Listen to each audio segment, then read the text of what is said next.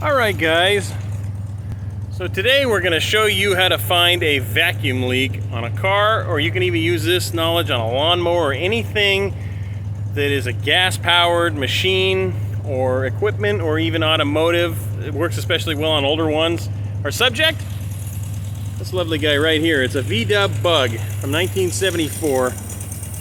So what you need is you'll either need a bottle of carburetor cleaner, or what I like to use is this propane mixture device. This is actually something that was used back in the 70s and the 80s to adjust carburetors. So we're just going to go after this, and what you're going to do is, if you have one of these, you're going to open up the valve, obviously, and then this one right here, when it activates it, it squirts it. So we're going to start going around the engine.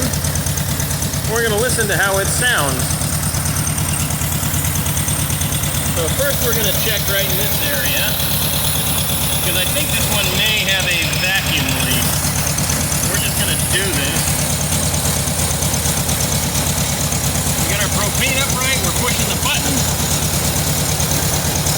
And let's go around the boot here. And we'll go around the lower end. That was a little bit of RPM increase, but that's not quite what we're looking for. So let's go over here. And we've got another boot right in here, and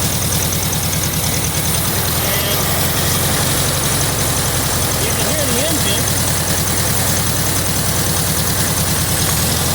There we go. And now that we got that right in there where it would need to be, let's see if we can get up to that.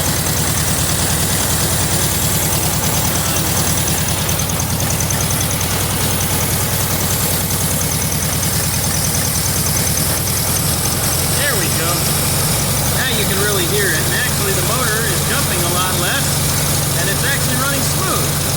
And then we take it off, and we put it back on, take it off, and we put it back on. It's almost like turning an on-off switch or up in the idle. But you can also kind of hear it. It doesn't sound so great, but that's how you find a vacuum leak on something older like this.